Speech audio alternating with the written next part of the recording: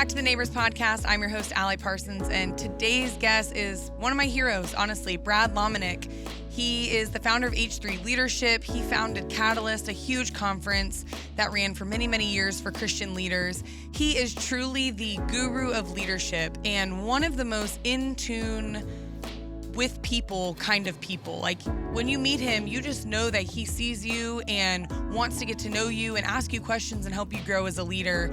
He is truly has changed my life and so many other leaders' lives.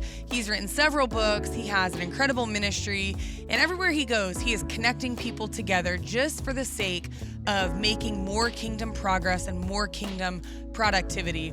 And this episode is a really special one. It honestly changed me. You'll hear in our conversation him helping me unpack some of the things that I'm called to, or what even is a calling, and what is my unique assignment that God has called me to? And what's your unique assignment? Like, how has God wired you in a unique way that only you can fulfill? And that's the kind of stuff he does. He helps bring that out of leaders so that we can be walking in the giftings that God's given us, the passions that God's given us. And so I think you're going to get a lot out of this conversation. And like me, you might be considering signing up to do a life plan course, because I think it could be truly formative for all of the years of leadership you have ahead of you and that I have ahead of me. So really grateful for this conversation. Before we get there, we want to thank our sponsors.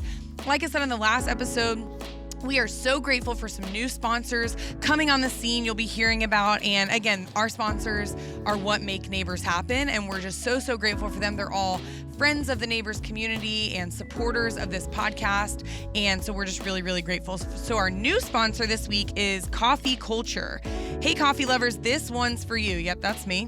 Meet Coffee Culture, your new favorite brew roasted locally in beautiful St. Augustine, Florida. At Coffee Culture, we're passionate about quality and sustainability. Our premium beans are sourced from the world's best coffee growing regions, ensuring every cup is rich and powerful. We offer 3 USDA organic, distinct roasts to cater to every palate. The Perfect Blend Light Roast, bright and smooth, perfect for a gentle start to your day. The Breakfast Blend Medium Roast, balanced and aromatic, ideal for your morning routine. And the Tropical Cyclone Dark Roast, bold and intense for those who crave a robust flavor. I think I'm more of a Breakfast Blend Medium Roast kind of girl. By choosing Coffee Culture, you're not just enjoying exceptional coffee, you're also helping make a difference. Since launching in 2023, a portion of every purchase supports meaningful mission work, so your support fuels the impact. Experience the convenience of having freshly roasted coffee delivered to your doorstep. Visit beantotable.com to explore our offerings and subscribe. And use the code NEIGHBORS10 at checkout for 10% off your first order. Coffee Culture, ethically sourced, hand-roasted, and delivered to your door. This episode is also brought to you by Bozard Ford. Bozard Ford Lincoln is a third-generation family-owned car dealership just off I-95 in St. Augustine. Whether you're looking for your first car or are a full-blown car enthusiast, car shopping doesn't have to be hard. Their campus holds over 10 acres of vehicle selection, 100 service bays, and even a place to grab a quick burger at Ford's Garage. You may even see one of their 40 mobile service vans in your neighborhood, making service more convenient than ever. The Bozard Ford Lincoln team knows that your car is a part of your family's life. From little hands eating French fries in the back seat to beach days and business meetings, they want to come alongside you for all your transportation needs, making sure all transactions are transparent, quick, and fun.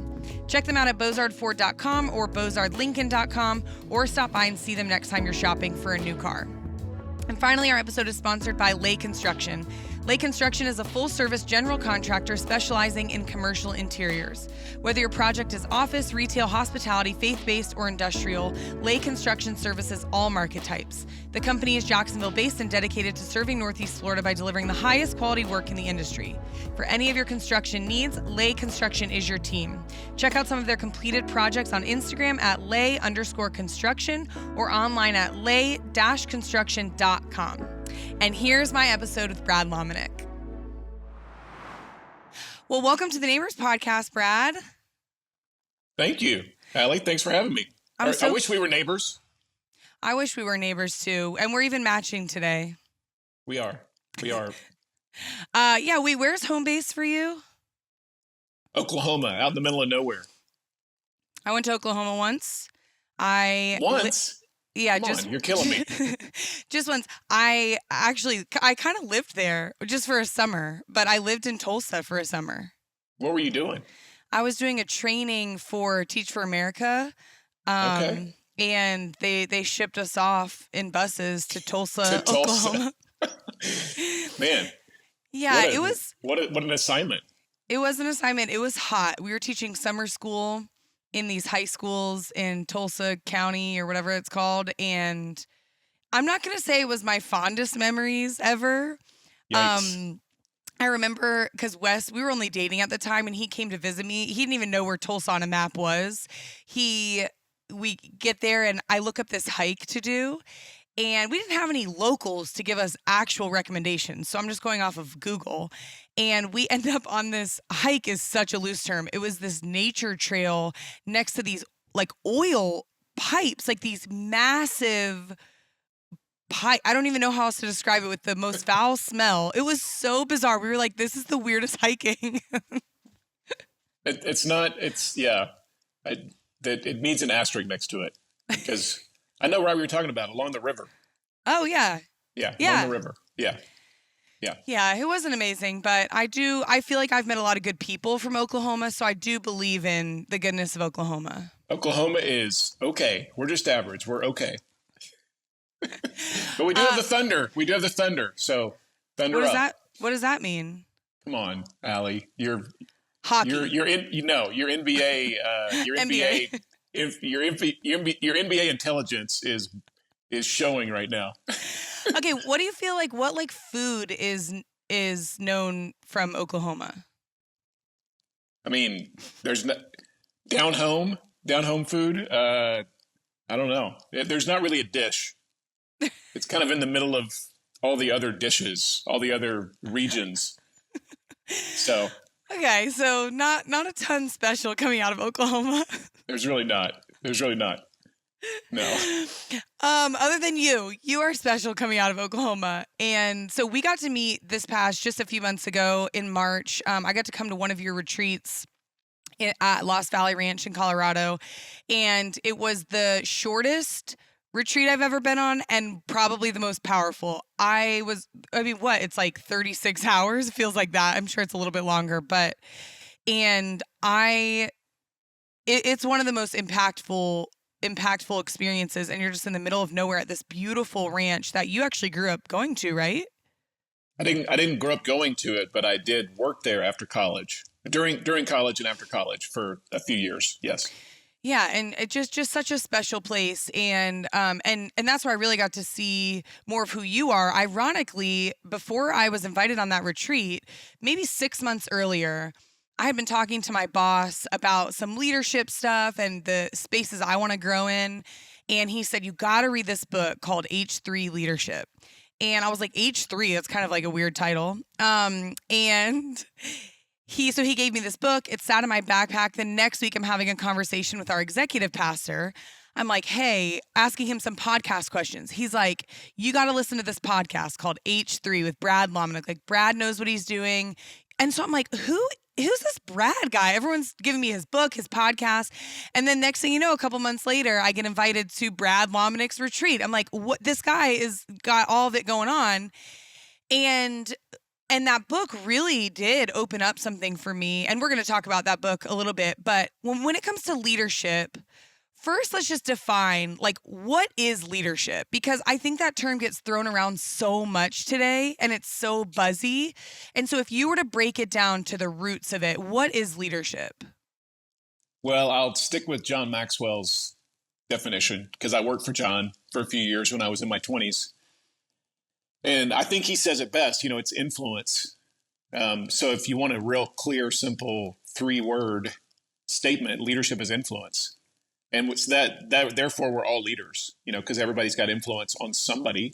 Mm-hmm. If you're a stay-at-home mom, you got influence on your family and your neighbors. I mean, if you're a community leader, if you're a teacher, if you're somebody who's running an organization, but everybody has influence up and down across the organizations that they're part of or the things they're connected to. And I think that's more true today than ever, because reality is that because of a lot of reasons, you can lead from anywhere. You can influence from anywhere. And we see it with a lot of things. I mean, social media being one example, that you don't have to necessarily build something for 20 years to be able to influence people. Now, I'm not saying that's the right thing, but I just think it's influence at the end of the day. And now when you bring the Christian, following Jesus, like a man or woman of faith perspective into it, then there's so much more. There's, we're modeling Jesus. Like, what does it look like to be a servant? What does it look like to have humility? What does it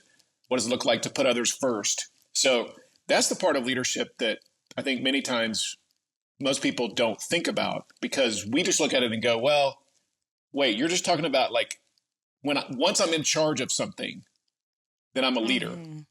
That is true, but it's not the truest definition. Because again, you don't have to be at the top of the food chain to actually have influence over people. Yeah, and I think that's good, right off the bat for those listening to know that wherever you are, you can have influence. So you can be a leader wherever you are. It's not just an organizational position. Yes, it's not a title. It's not hierarchy. It can, again, you can have leadership because of that, but it doesn't require that to be a leader. And right. I think that's the thing that a lot of people just miss out on, because they'll immediately say, like you and I've been in those environments where somebody will say, well, I'm not really a leader. No, you actually are. Whether you like it or not, you really are. Yeah. Okay, so when did leadership start finding its way into your conversations? Like, what interested you about leadership? I always loved it. I mean, I was always drawn to people who felt like they had influence.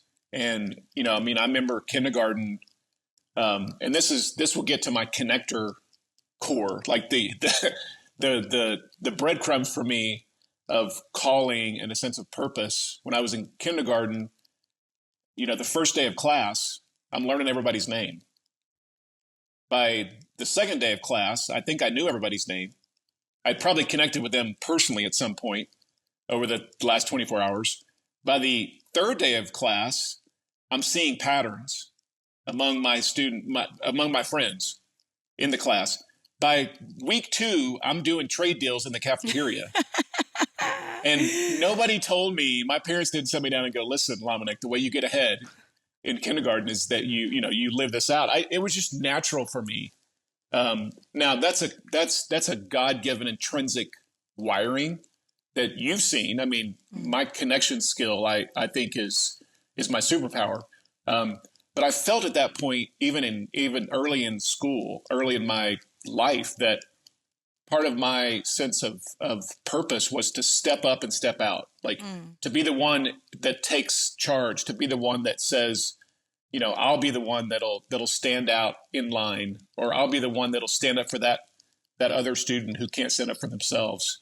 So it showed up early for me. I didn't know it could be a profession. I thought like pastoring, or maybe being a coach, or even like going into law, or being a lawyer, or politics. I thought all those were sort of the paths. But again, for me, it was put on me early in life. And I don't know if that's because of family dynamics, but I just felt it really early. So then when did it start becoming clear that that's what you were going to devote your life to? I didn't know. I mean, I had no clue. Like, again, the path. I knew wherever I would end up career-wise, for example, that I probably would keep moving to, levels of influence that would give me perhaps more opportunities to lead people. I think when I joined John Maxwell, when I was 25, when I jumped in with his organization, and that was post being at this ranch in Colorado, through some God connections, I got connected to his organization, and I finally saw that, okay, here's a company, an organization that does leadership training, conferences, events, and it was like a light bulb came on, and for me, discovering that it was actually possible to see leadership as a professional career arc. And I still didn't really know what I was doing. I mean, I think that's true for a lot of us. Like, we get thrown into things and then we just figure it out. So I immediately started working on some pretty big events at 26, 27 that I truly like. Everybody says today, oh, Lomenick, you know how to do big events. But those early years, if there would have been a Events for Dummies book, I would have had it in my possession because I had no clue. Yeah. And we had an organization that knew how to put on events, and there was a lot of skill set around us. But a bunch of us who were in our 20s, John Maxwell just gave us opportunities, and he would sort of just say, "Okay, go do it and figure it out." And I think that's the power of an empowering leader. Is they literally like just put you in the game, and they say you're smart, you have capacity. And again, difference between capacity and competency. Competency is I know what I'm doing and I'm really good at it. Capacity is I'm willing to learn how to be good at it. It's great. And some people are really smart, but they can't learn how to do stuff. And I think that's a 1-2 combo for a lot of great leaders, especially when you start looking around who are the young leaders I want to give opportunities. Look for competency and capacity. Because even if they don't have competency, if they have capacity to learn, then they'll figure out the competency piece. Yeah, I remember that in your book, you talked about if you think that you're done with learning, you're through. And that we should always be learning and growing. I want to talk about that empowering idea. When you think about John Maxwell, like what value did it bring having someone farther along in ministry or, in organization, whatever, you can apply it to a lot of things. What was the value of having someone like that who was seasoned while you kind of figured it out? Well, he gave us all instant street cred. I mean, just being able to say that you worked as an individual, like just being able to say that I've worked with John Maxwell or for John Maxwell or in his organization.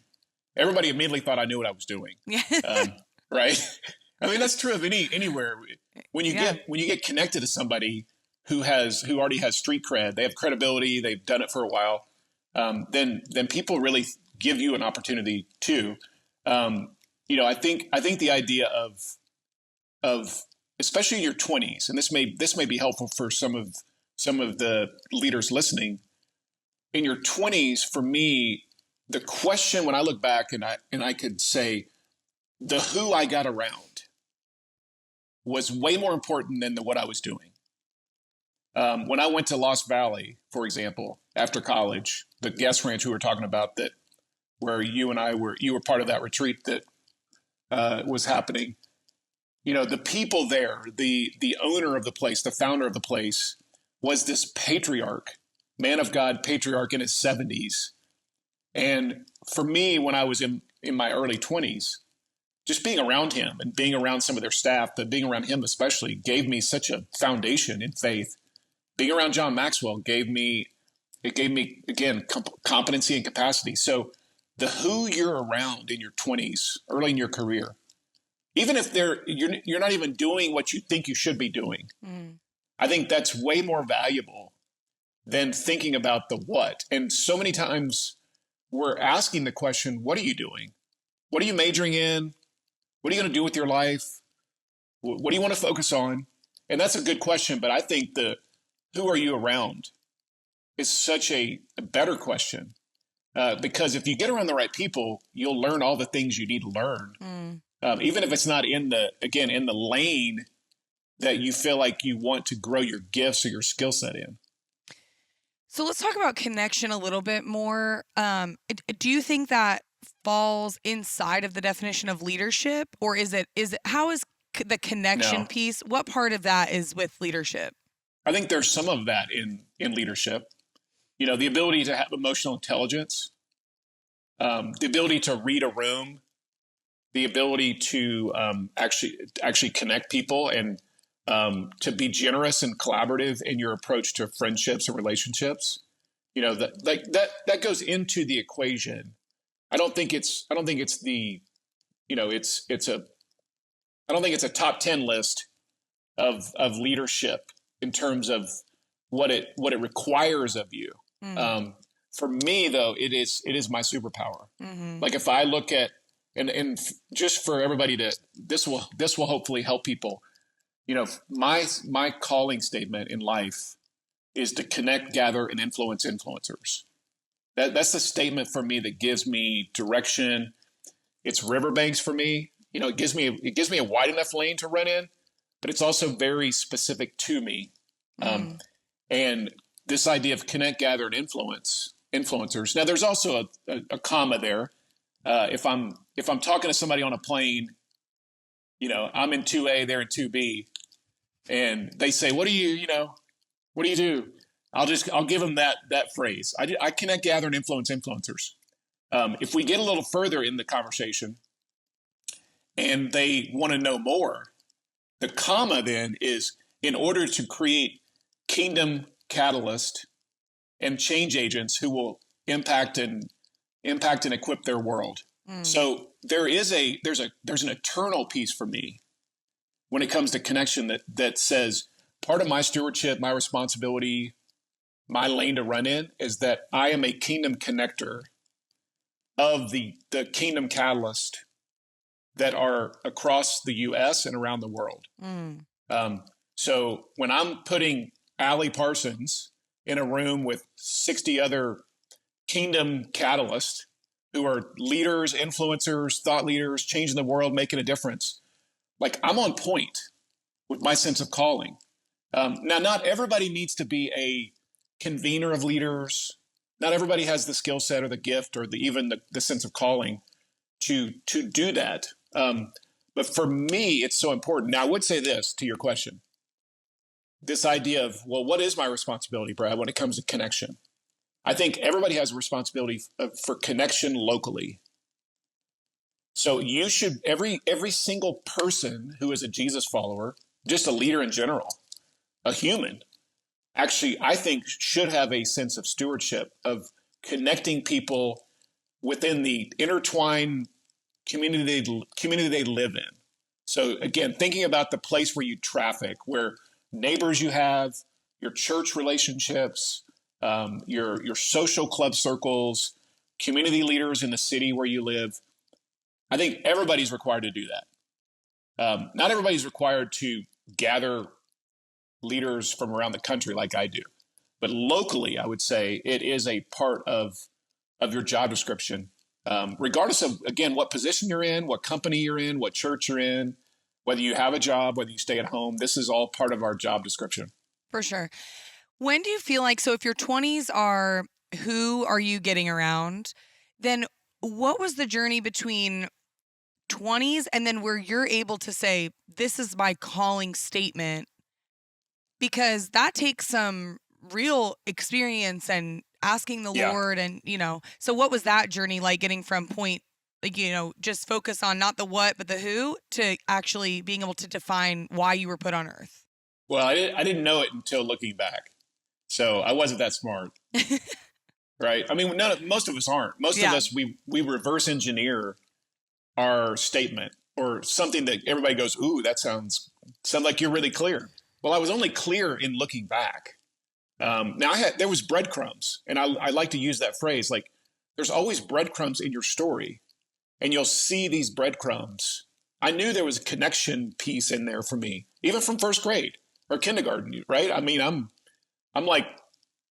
gathering everybody, and I'm figuring out the kickball game at recess, and nobody else is doing that. Yeah. So I think in hindsight, so to your question, probably when I was in my late 20s, I started to get some clarity. I actually went through a life plan process when I transitioned out of Lost Valley and sort of into, John Maxwell's organization and got into this other career arc for me. Around 25, I did this life plan, which was so helpful. And it started to show these patterns. It started to give me clarity. And by the way, everything you can do in your life to get clarity, do it. I mean, take every personality test. If you have a chance to do a life plan, do a life plan. Like, there's so many tools and resources out there. And so much of it is self-awareness, because a lot of leaders don't take the time to become self-aware. And self-awareness is a lifelong journey. I mean, I'm still getting self-aware, even though I feel pretty clear on, on the direction for me. So the idea of, well, how do I figure this out, Brad? Like, how do I know? How do I take the next step? You're looking for breadcrumbs in your story. Give yourself permission to be okay with a statement that doesn't feel like it should be on some bumper sticker, right? Like a guy the other day sent me I said, hey, send me like your sense of calling or your purpose statement or your life direction. He sends me like a 12-page document. And it was so clear for him. And so that's my point, is just whatever is helpful for you in terms of finding clarity. That's what we're looking for when it comes to, discovering this statement perhaps on your life. I'll stop there and let you respond, because. Do you think that everybody has one purpose statement or calling statement, whatever you want to call it, or does it have the ability to change? Yes. Okay. So let's talk about this for a second. This is really important. And when I'm saying a calling statement, I'm specifically referring to your vocational expression of calling. There is a calling on your life, the salvation calling, that is clear. If you follow Jesus, or if you don't follow Jesus, we would all say that once you do follow Jesus, then part of the statement on your life is to know God and make him known, to glorify God. Agree. Yes. Those are true for any of us. And there's spiritual gifts within that. There's things that that you can serve in a local expression in a local church, be part of the house. I'm talking about the outlet of your career, the things that God's wired you specifically and uniquely to do. I do think there are specific things on everybody's life that are true for them based on gifting. So give me just a second to unpack this, because I think this will be helpful. Yeah. Gifting, which is your strengths. So, you have a gift of communication. Now you probably had it. You probably had it and you've worked on it, but that's something for you that's an intrinsic gift, right? Not everybody has it. My gift of, I can see patterns. I'm a connector. I'm pretty good at understanding business. Like, I have a good sense of math. Like those are intrinsic gifts. Then there's passion. And these are the things that wake you up. They make you cry. They give you a sense of joy. They evoke emotion. Passions and gifts are different. I mean, think about the person that says, I love music, but they can't sing. Me. That's right. I'm so passionate about it. Yeah. Or, I mean, I grew up playing football, and I would have loved to have been a professional athlete. I could have been as passionate as I wanted to be about it, but I didn't have the gift to make it, right? The third piece is then this God story on your life, which is seasonal. It's important to understand and navigate the question of, what does God have for me? And this can be based on, hey, listen, like, we just started a family. So now this has to be part of the equation. I know I've got gifts. I know I've got a sense of passion, but the God story on your life. And then the fourth piece of this is what I would call sustainability, meaning that most of us, when we think about career or vocation, we have to think, well, what can I make money at? Like, is there something I can do that actually creates income for me? So if you take those four quadrants and you start trying to get really clear on, what are my gifts? What are my passions? What's the season God has me in? And then how do I create sustainability? That's a really good 4-quadrant equation to think about and to wrestle with. So for me, again, going back to the question of, well, how do I know that I'm supposed to be connecting, gathering, and influencers?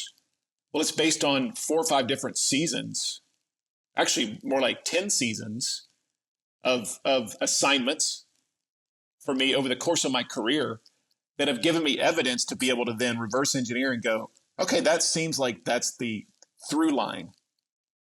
And what we're looking for with that calling statement on your life is a clarity statement that gives you a through line that allows you then to understand, well, what is all this connected to? And how do I make how do I discern the next season based on the seasons I've been in? That's so good. I just took a bunch of notes because I want to go back and think about that. Because it can be, I feel like I'm in a season of discerning my yeses and my nos. And sometimes it's just based off of schedule but this is almost like the thing that you use as the backdrop to your yeses and your nos.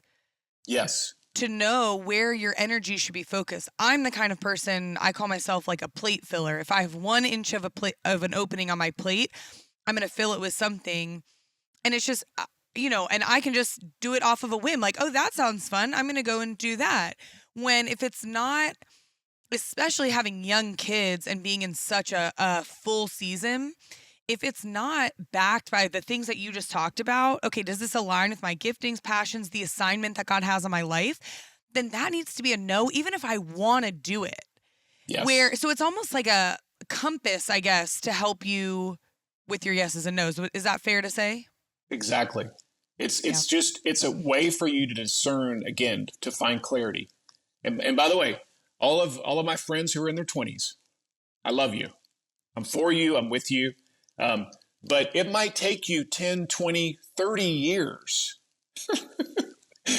to finally not only figure it out, okay, but also then to find something vocationally that is the best expression of it. Right. Because I hear this all the time, right? I know I'm clear now, but I'm a barista and I'm also driving for Uber. And I have a part-time role at a daycare center. I'm doing 4 side hustles and 3 half part-time jobs to make it work sustainability wise. Yeah. I think I want to be, I want to start my own company, and I want to be, I want to have an online merchandise outlet, and I want to speak and be an influencer. So how do I get from where I am to there? And sometimes the answer is clear, but a lot of times it's not. And the answer then is, well, you figure out how to be faithful and to crush the season you're in. And your season you're in will always, the way you steward the season you're in will always lead, I think, to the next season of assignment. Mm-hmm. But don't think because, well, I'm 26 and now I'm getting behind and now all my other friends are launching their new thing. And I'm the, assistant to the assistant youth pastor at Church of 1122. But I really think I should be a church, have my own church and be a senior pastor by the age 28 in 2 years. Maybe not. And it's still okay. Like, we're still looking for clarity, but don't be so consumed that you have to get there so fast. And we have lost the art of obedience in the same direction. We have a short-term mindset. We don't feel comfortable getting crock-potted anymore. And so, like, the best answer for you might be to stay or stick or hold, in the season you're in, even if you feel that urge or that sort of, the pull towards jumping to something new. By the way, what is your statement? Do you have a statement? Well, that's what I'm thinking about. Like, no, not right now. No wrong answer. No, and that's what I'm kind of thinking about that I really want to spend some time on is I feel like I'm 30, almost 33. And the way our pastor describes some of what you're talking about, he says your 20s are for perseverance. Just get through, love the Lord, meet a bunch of people, but just don't be so concerned with your passions or what you're doing, but just get through your 20s, basically. And then your 30s are where your purpose starts to reveal itself. And I feel like I'm really in that season. Just in the past 2 years, I feel like I was kind of like this this obscure, abstract clay pile, and I'm slowly seeing God mold the clay, and I can see the direction forming. And when you say breadcrumbs, I mean, I totally see that. I mean, I was giving speeches to my neighborhood when I was in elementary school, and my dad would film them on a camcorder, and then we would watch them back and critique them. So Fabulous. I've been presenting information for You got it. as long as I can remember. And so, but I'm in that season of, it's tempting to want to do it all right here, right now. And the best advice I've gotten just in the past couple weeks is, I know it's tempting to strike while the iron's hot, but ministry is decades long, and you can't miss out on something that God has for you. And that's been really helpful, because I can see, like, I love talking about Jesus, whether it's on podcasts or teaching the Bible. Like, those are my passions. And when you were talking about passions and gifts, in my mind, gifts are things that people affirm in you, and passions are the things that make you come alive. And so when those two things align, that probably is the direction of your calling. Because it's always weird if someone's like, well, I have the gift of preaching, and then you hear them preach and you're like, well, I don't actually know that you have the gift of preaching. So I've always found it safer to let other people confirm or affirm your gifts. And so I kind of think I'm in this, like, I'm close, but I don't know that I have one statement to go. You know what I'm saying? And that's okay. Again, I don't care if you have a whole page of bullet points, because what the exercise we're talking about here is just is clarity for you. Yeah. And a lot of Christians, we tend to settle for a statement on our life, which is, well, glorify God, right? I mean, and the rest doesn't really matter. No, the rest does matter. Like, the rest really does matter. Yeah. And this is not a sin issue, but it is a fulfillment of the things that God has put in us to be released by us. And many times we just stop short. We stop short for all kinds of reasons, because of seasons of life, right? I mean, so many men, just as an example, who are friends of mine who are in their mid 40s and late 40s, and we start talking about this topic. And the challenge for so many of them is they got on the wrong path. They were following sustainability, the fourth bucket, which was money. They've crushed it. They've made 50 million, 100 million, 200 million. I mean, they've made a lot of money. They probably were using a lot of their gifts. They haven't really, more recently, there's not really any passion that is connected to this season for them of assignment. And they're really uncomfortable with God's season and the season they're in based on the story of God in their life, right? So now we're going to have to navigate, well, what do we do next? And it doesn't mean that you quit your job, right? Which is, a lot of times, that's what happens to so many people. They're like, well, I'm going to go quit my job and I'm going to go work at Church of 1122. Okay, great. Maybe. I mean, that might be the right answer, but it might not be the right answer. We might need you to keep making money so you can fund things, right? And then figure out, the sort of a new expression. So everybody has these moments of clarity throughout their journey, not just even in their 20s. And you have to keep asking the question. I mean, retirement is another example, again, of so much wisdom in your fourth quarter, but so many people who are Christ followers, and just people in general, they're like, well, I guess I'm supposed to retire, right? And not do anything and play golf and, play shuffleboard on the Carnival cruise ship. No, you have like so much wisdom to give. Yes. You have more wisdom than you've ever had. And you're needed still in the game, but we end up just like, peace out. I'm going to go sit on the sideline.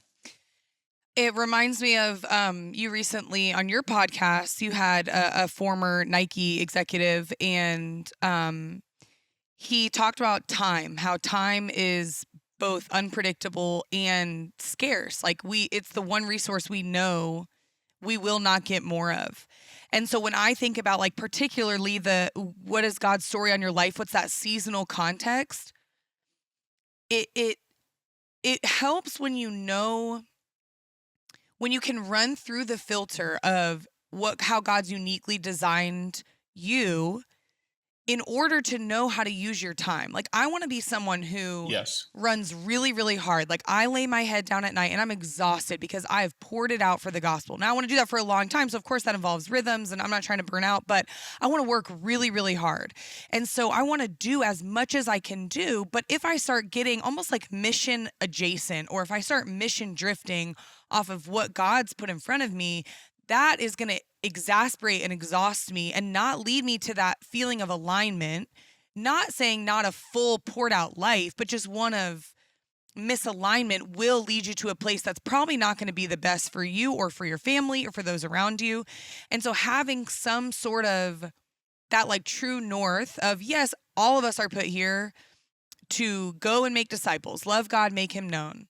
And then under that, it's almost like a sub-calling. Then we all have that individual wiring that we have to be obedient to. And being able to recognize at least pieces of that and then run through the filter of what you're doing. Like, okay, how does what I'm about to say yes to, how does that support this mission?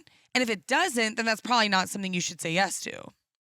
Totally agree. Which I say this. I love your hierarchy thing too, because it's like, if you want to think, ultimate mission, well, that's the sense of like, as a follower of Jesus, there's a calling on my life to, glorify God.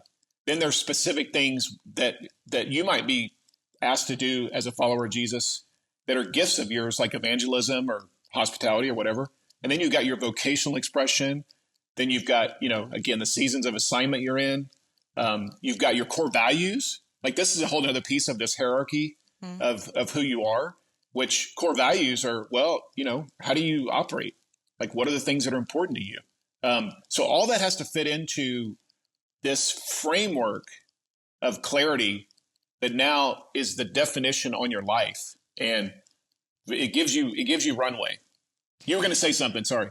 No, I was just going to say, I say all of this in like, this is hard for me. This is the biggest tension I currently feel in my life, is being pulled in many directions, and one, wanting to take opportunity, and two, not wanting to miss out on opportunity. And then three, resting in that God is the one who provides opportunity. And it's just, it's a hard discernment season, because my kids only have one mom. And there are a lot of other people out there who do other similar things, podcasting and being a minister at a church. There are a lot of people who do that. And there's only one. So knowing, I think, what season I'm in, and just hearing you talk and share this, it really is making me kind of wrestle some of these things. And I'm going to do some work after this recording. I'm about to go on a plane today. I'm like, I know what I'm spending my flight on, like really kind of honing in, because I think it will actually lead to more freedom. It's like guardrails always end up leading to more freedom. This is what we see biblically. And so even with this, it's kind of putting guardrails around what God's assigned you to do so that you can then go and freely do that thing. And the key with calling an assignment specifically, and this was helpful for me, when I stepped out of leading Catalyst, as an example. I mean, I was at the top of the food chain in the Christian leadership bubble, the Christian leadership hot tub. I was like captain of the Christian leadership hot tub, right? There's what everybody wants to be. Yeah, there's a lot of bacteria in that hot tub. We need more chlorine. Somebody pour some more chlorine in me. But I was at the top of the mountain of Christian leadership. But for me, I had to wrestle and be clear and discerning, and also be reminded that leading Catalyst was not my calling. It was an assignment, right, that should reflect my calling, that then gives evidence to my identity, and it helps me unpack and live out the sense of God design on my life. But this is so helpful and so important for so many of us who are Christians, is we end up incorrectly giving our current assignment the power of a calling on our life. Oh, yes. And the average 20-something going forward right now is going to have probably, 15 maybe up to 20 different seasons of assignment on their life. You know, my father and grandfather, great grandfather, just as examples, they sort of had one. And they stayed in it. They were vocationally, they stayed in the same lane. They were, Yep. whether they loved it or hated it. And this idea that now we're going to have multiple expressions, and it's okay, by the way, right? It's okay that you have multiple expressions of assignment as long as you're clear on your calling. Because if not, you're just jumping from thing to thing without any connection with you're going, well, they're going to pay me $4,000 more and I get free ping pong. Okay, well, is that the best reason to jump right now compared to, no, I'm clear on my riverbanks. So now switching assignments, I'm going to discern it. I'm going to walk through that and be prayerful about it and try as much as I can to do the homework. But that's an okay decision if I need to move to a different season of assignment. I'm not losing my calling.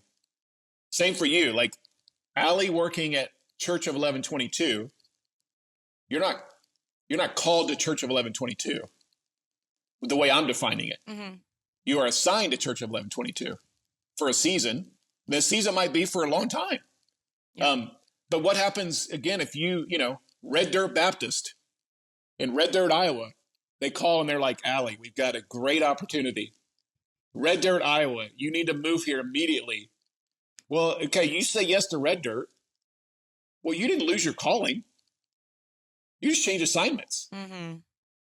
And that's a freeing thing for so many people because we end up wrapping incorrectly around the wrong axle.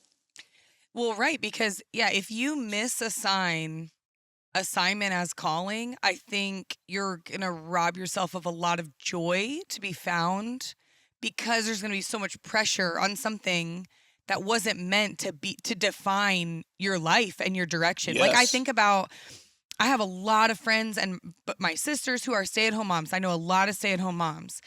If they reduce it to assignment, it will be an exhausting effort. I mean, truly, I feel like it's one of the hardest jobs.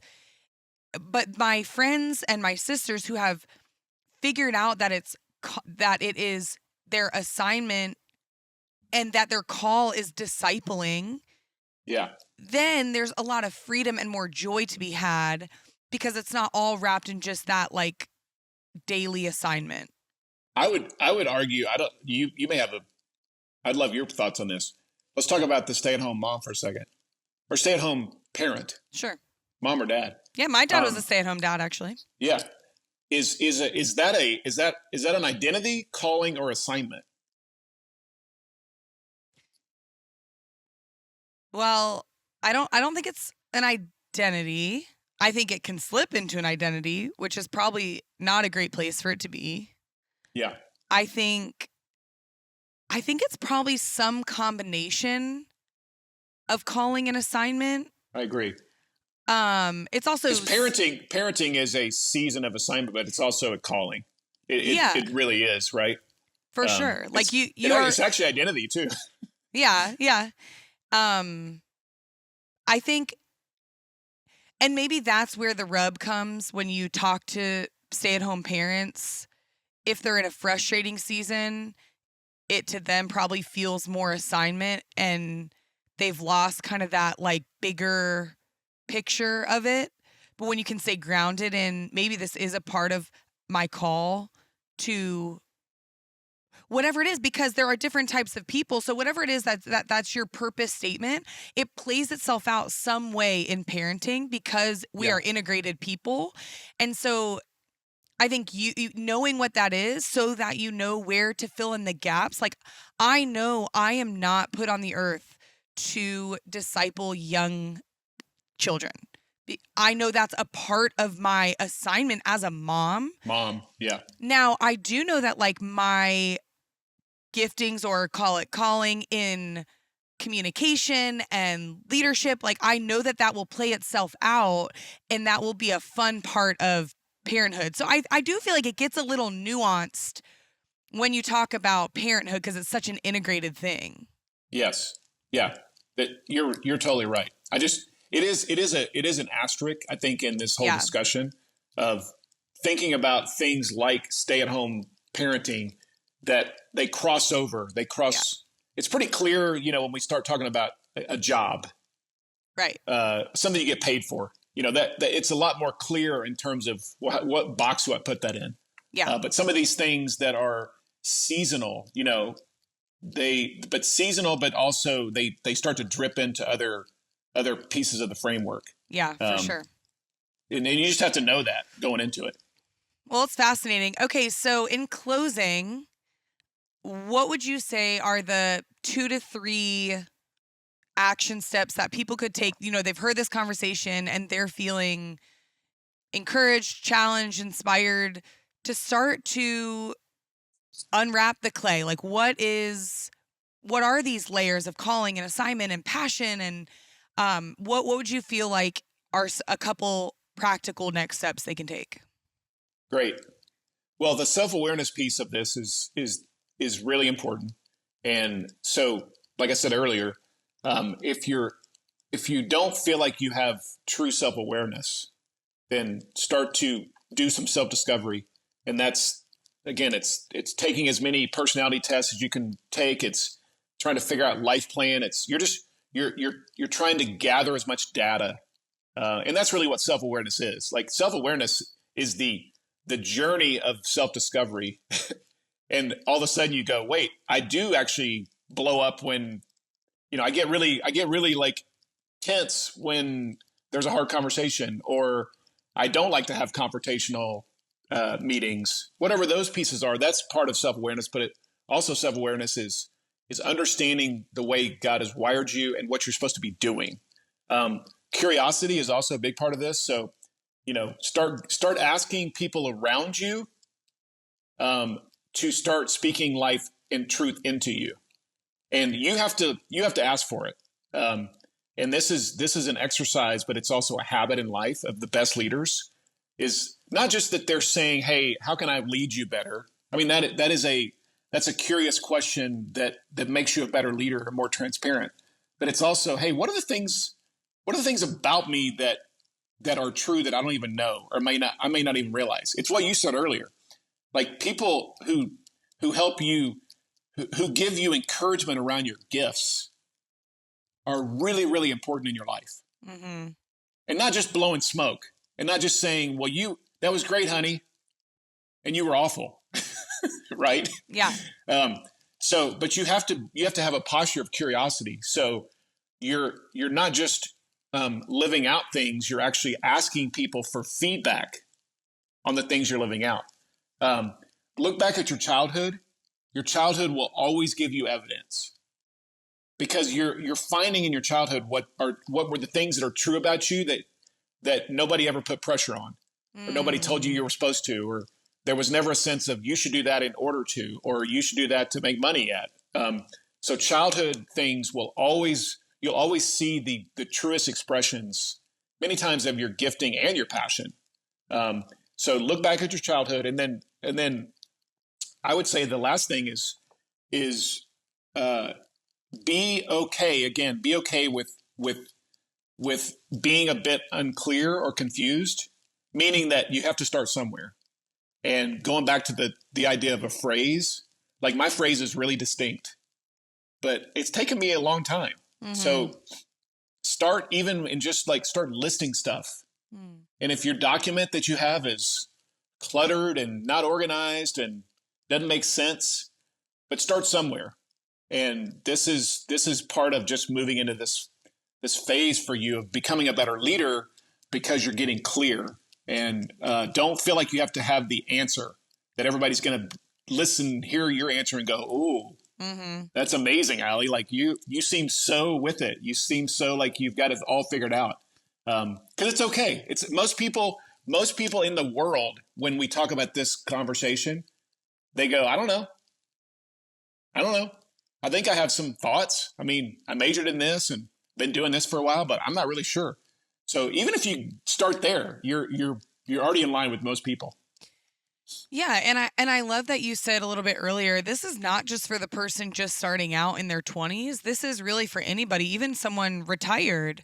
Yes. It's a great question to ask and assess. And I don't know if you're familiar with any of Jamie Winship's work, but he talks a lot about calling and assignment. And in his book, he talks about inviting the Holy Spirit in. Like, not only can we have all this data in our own life, but we also have the Holy Spirit. And so going to God in prayer and asking for him to reveal, maybe it's some of those childhood memories. That was really powerful for me. Like, what were those things? Maybe I forget those breadcrumbs along the way. And what are some of those words that encapsulate who I am, how you've wired me, God? And he is faithful to show up in those spaces and kind of close some of those gaps. So we not only have what we can do in our own flesh and mind, but we also have, the helper. Absolutely. Yeah. And prophetic words, words of discernment and encouragement, and let's call them, prophetic, truly what they are, from your friends and people you trust and pastors in your life and people who have that gift. Like, they're not only be open to that, but also be asking for it. Like, again, you're praying for the Spirit to give you clarity. Yeah. It's the same thing of praying for any other thing, any other gift in your life. When you find wise people, many times it's because they prayed for wisdom. So like you're praying for that you would be on point. And this is when you start to be on point. I don't care what season you're in, but when you're on point, when you feel like you're actually looking around, and every day, like you said, Allie, you're exhausted at the end of the day. But you look back and go, I feel like I was moving in the direction and I was working on things that are the truest expression of me. You never get burned out. Mm-hmm. You get tired. You get exhausted. You look around and go, oh my gosh, this is amazing, but I can't even move right now. Yeah. People who get burned out, and I'm stereotyping. I'm painting a broad picture. So hear my heart in this. But most burnout is because I'm operating outside of my gifts, probably in a place that is not making me come alive with passion, that doesn't actually feel like God's story.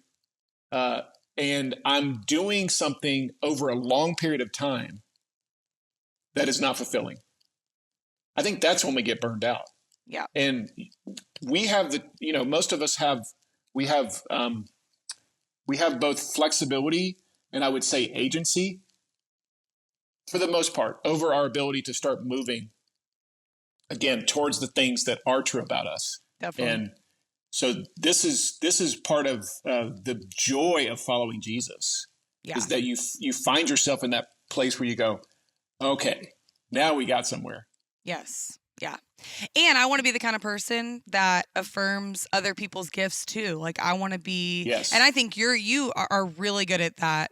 You are always pinpointing, and you're specific about it, which I really appreciate. I want to be that kind of person too, not like hoarding gifts, or because that's not even possible, but being able to share, because there's room for everybody at the table. And when we can encourage one another, it only is for the betterment of the kingdom, and it only is better for you too. When you tell somebody you're awesome, okay, that's helpful. That's encouraging, but it's not. Let me say it differently. That's encouraging, but it's not helpful. It's like a sugary candy. Like it that's yes. really nice. It's a nice yes. treat, but it does nothing yes. to build my future. Yes. When I say you're awesome, and here's why. Yeah. Here's what I want to call out on you. Here's the things I see that are true about you. Here's what I see on your life. Here are the things that that I can see that God has wired in you. Or here's some things that have not actually started to be uncovered that I think should be uncovered. Yeah. Those are very specific ways to encourage people, like you said. For sure. Well, Brad, thank you so much for coming on here. And gosh, what a conversation of so much fruit. And I was rapidly taking notes and can't wait to dive into some of this more. And I think it's really going to be helpful for people and give them some lanes to start to think critically about their own life and calling. And it's really going to help some people. So thank you so much. Loved it. Great questions. Hopefully this helps somebody today. If we helped one person, then we actually this was worth our time. That's right. All right. We'll see you soon, hopefully. See ya. Thanks for listening. We'd love for you to join us in The Neighborhood, our Patreon community. It's a space for the good, the hard, and the hilarious. a place where real life happens. It's $5 a month or any additional amount you choose. You'll get a podcast episode once a week from Caitlin and I, plus additional videos, early access to events and merch, and more fun things we'll do along the way. So come join us by going to patreon.com/neighborspodcast and sign up. We'll see you in the neighborhood. And if you enjoy Neighbors, we'd love for you to leave us a 5-star review anywhere you listen to the podcast, or subscribe and give this video a thumbs up on YouTube. Sharing is the best way to help our conversations make it into more corners of life. To grab your favorite Neighbors merch or resources, you can head to our website, theneighborspodcast.com. Neighbors is produced by Logger Creative, audio by Taylor Minning, and music by Austin and Lindsay Adamak. See you next time.